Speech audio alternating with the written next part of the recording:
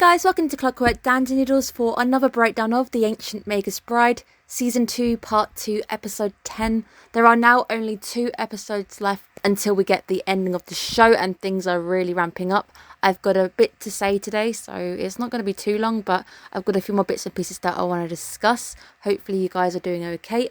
I know I was complaining last episode about how cold it was in the UK. It's just really wet. It's wet and gross again, which is the norm for the UK. Thankfully, we've not had any snow where I am. It's going to happen at some point. Hopefully, you guys are doing good. Make sure you guys are subscribed. Very shortly, you're going to have my winter season wrap up where I go over all these shows that are coming our way, the things that I'm breaking down, things that I find interesting. Generally, it's a good video for you guys to tune into to see what shows are actually going out, what there is available to watch. It's a very quiet season generally with the winter period, but there's enough going on, I think, to keep us entertained. And also keep your eyes peeled because I'm going to have my wrap up season for fall. I'll also give out some awards. Hopefully you guys will enjoy the awards. They are generally quite fun to do, so I can't wait to bring those out to you. I need to start writing them and get my butt moving. I think the winter one's due to go out in about a week and the wrap up is due to go out in about 2 weeks time. That will give me plenty of time to clear the end of the episodes going out. There will also be in about 3 weeks time the Anime of the Year award, first ever on my channel. I really can't wait. Every time we've done a top 3 I've noted down the shows and I'm going to be crowning my top 3 anime of 2023, so hopefully you guys can tune in and we will also say goodbye to the year. It will be a good chance to just say thank you to everybody who has joined me on the journey for 2023. I apologise, I've been very quiet this week, just needed to step away again. Like, every so often I'll get a hurtful comment. We're hopefully going to see what you guys think of episode number 10.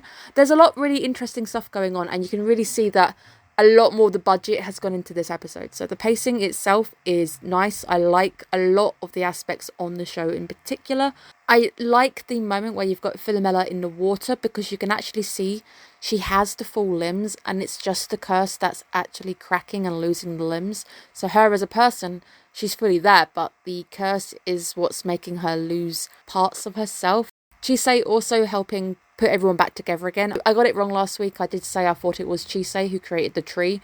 Apparently it's Philomela. Everybody was absorbed and broken apart, but thanks to Chisei's help, everybody found themselves again. So I thought that was quite nice. I also like the fact that it's Chisei helping Philomela, whilst Elias is seen helping Alcyone. Both of the duo are helping people, which I think is great.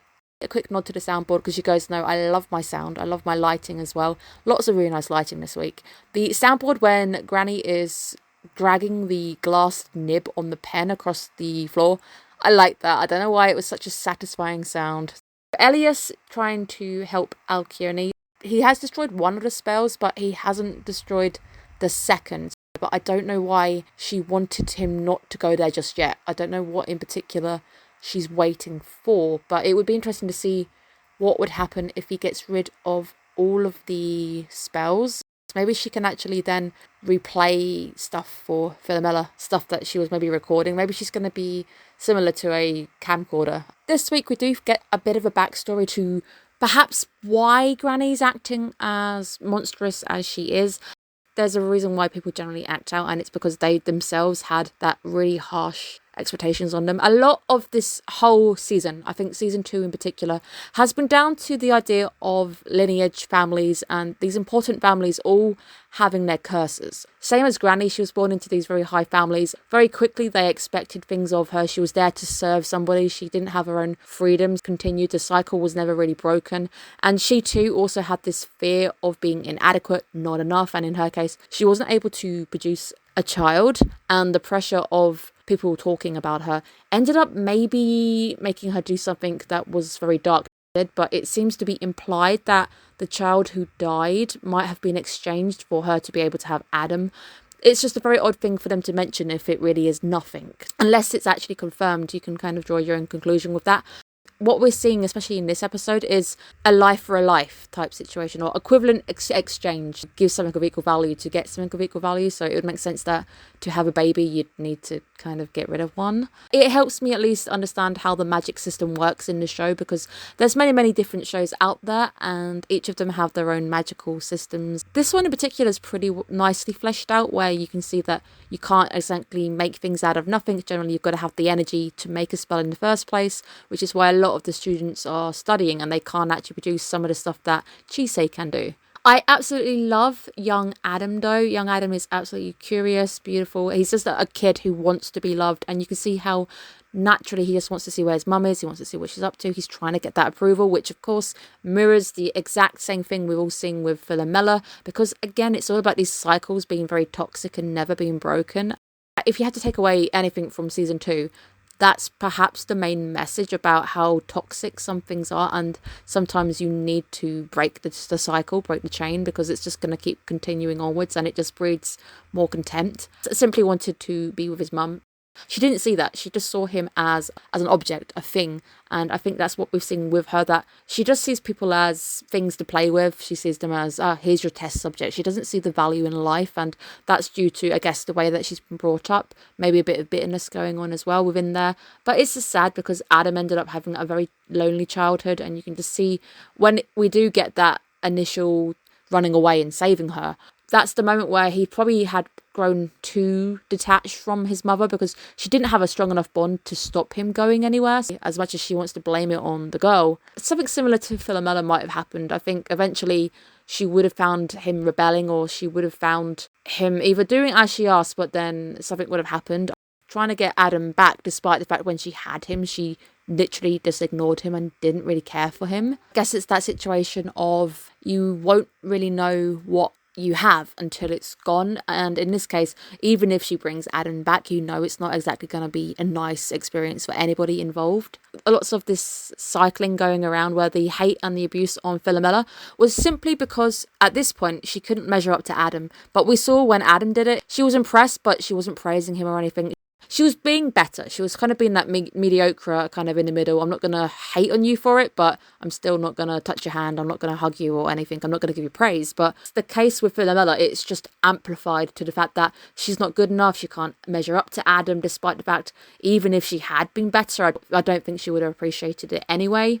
I also like the timing when the nib on the pen breaks, because that almost seems to be her true self kind of coming through for a little bit, where she's upset about losing Adam, the control over Adam, and then the pen also, and her emotions as well, when it all kind of snaps and the pen breaks and it brings her back to reality, which is really, really sad. I do want to know what would have happened if Philomela hadn't actually walked in at that moment in time, because she does seem to have good timing and just walk in on Grandma. What would have happened if she had remained unconscious with the rest of them on the floor? But it does seem to be the life for a life situation, where it's equivalent exchanges, the closest thing I'm going to put it to. I wish it hadn't been so hinted at. With this one in particular, I won't lie, when she did say, I'm going to use your life to get him back, I wasn't shocked. I wasn't like, oh, that's new. I wasn't expecting that. I wasn't really shocked in the slightest, because I think the idea of them getting the powers and stuff, and her also treating her in such a way, it didn't come as a shock that she was happy to lose her, because she almost loses her when she's breaking apart and falling into bits. It didn't really come out of nowhere. The impact was kind of lost a little bit. Now, all Granny really had to do just to actually have things work out for her was to say, yep, okay, yes, I'm doing this for you. All you need to do is lay down. I just generally don't understand why sometimes villains do the whole be evil right at the end, and now we're going to force this subject to do the thing, where if you had said yes to Philomela, yes, I'm bringing him back, all you need to do is sit there and lie to her, she would have obediently followed. And when Chisei asked her, what do you want? She would have just said, I want to see my parents, because she would have been falsely informed. Just always confuses me when I see villains doing the whole, actually, now is the time I'm going to be evil, I'm going to tell you that I've lied, tell you that I'm actually going to kill you. And it's always this grand reveal right at the end where you're like, but why? Talk about the final chunk where we actually have the summoning itself. I did like the way that the lines lit up. I liked a lot of the lighting effects. You guys know me, absolutely love my lighting. So the way that the lighting was dispersing, the way it was affecting her on her face and everything, really, really liked that. I also liked the initial use of the candles where you had these little warm spots where the light was, which I thought was really, really nice. The show goes even further and making sure that lights are either hot or cold depending on what's going on. So when you've got the light on the semicircle lighting up, it felt cold. It's a very cold light. It's very blue. When you have the lighting on the candles, it's a yellowy colour, and it makes you think, yes, this is warm, this is nice and inviting. So the lighting earlier with Elias and Alcione was also very warm, which I think is nice, because I initially wanted to know what he was doing last week, but I didn't mention it because it was just the briefest of flashes, and it's Elias. And this week, obviously, we find out he's trying to help her, but it was really nice to see that the lights also mimicked that. So I didn't really feel danger for her, because the lighting in the scene, it gave my brain a bit of hints that this is what's going on. It gives you a vibe. You look at the scene and it feels warm, but when you look at that basement scene where the light is blue and Philomella's in the middle of it, you don't feel comfortable. You're not supposed to feel comfortable. It's also that moment where we finally get the answer to why Philomela can't remember her parents, is simply because Grandma took that ability away from her. She decided it wasn't necessary, because if she had probably remembered her parents, she would have been a bit more defiant. She would have had hope. So what Granny's simply done is remove autonomy. She's made her nothing more than a puppet, not being able to think, not having any desires. Someone telling you have no desires over and over again, especially as a kid when you're impressionable, eventually you're going to be like, yeah, this is true, I don't have any desires. It's really sad, because she's basically had Philomela during her most crucial years and turned her into the perfect exchange for what she needed. She clearly had this plan for a very long time, and I think it's when she realised that Adam was gone and she wanted to bring him back, that she realised that she needed part of Adam to bring him back, and she saw the daughter was there. She knew exactly what she was going to do. She never had any intent of bringing back the mum. She had no intention, because she blamed the mum. She also sees Philomela as both Adam and her mum. The mum in her is making her hate Philomela. I don't know. It's a very clever scene, though. It's a lot of things that start clicking into place, because there's a lot of questions answered finally. The bit at the end where Chisei asks Philomela, do you want to do this? What do you want? I can't intervene unless you tell me what you want. There's that whole free will aspect. A lot of this show as well, the magical system again, it seems to go on being invited in, being told that you can and can't do anything. The idea of giving someone your name as well, giving them a lot of power over you. It's all about, I guess, giving out that permission, which is very important with a lot of these spells. And I think that's essentially why Grandma was just going to have her in a circle and be allowed to make the exchange, because magic isn't going to pick if she's being forced down by the guards or anything. And at the same time, she had broken Philomela enough to remove that idea of free will. So she would have thought that this is just my fate. I accept what's going to happen to me. And as she said, all this time I've been essentially working up to the moment where I die. That's all my life's amounted for, which is really, really sad. But I absolutely love the moment where Chisei comes in and she is colour popped. The eyes are beautiful and green. The red really stands out. It's powerful. Red, as we've spoken about, sometimes it's a colour for death and sorrow, and it's generally a very sad colour. It means something bad's going to happen. It's red Japanese lilies that we're all used to seeing on screen, and we know they're bad. But in the case of Chisei, there's also the positives of red that people often overlook. Red is warming, red is love, red is also passion. And everything when it comes to Chisei, her holding her, and when she finally does get hold of Philomela, and her literally saying, all I wanted was somebody to actually care, she recognises how important Chisei has been to her. Meeting Chisei was perhaps the best thing that ever happened to Philomela, because it broke the cycle of hopelessness. It started to allow her to think that, I actually have a chance. There might be a slim sliver of a hope going on. And as soon as somebody gets the idea of there's a chance, that's, I think, when Grandma, and if you're trying to control somebody, that just goes. And I think it's nice. The entire season essentially has built up to this moment where she's able to turn around and say, actually, help me. I want you to help me. You have had this impact on me. But we do see how absolutely OP Chisei really is. I like the moment. I think it's great. But there didn't really seem to be much tension in the fact that Grandma only really had 2 guards and they were dispatched really quick. The fight itself didn't really have a lot of tension. I loved the inclusion of the artwork, because we had some of that in part number 1.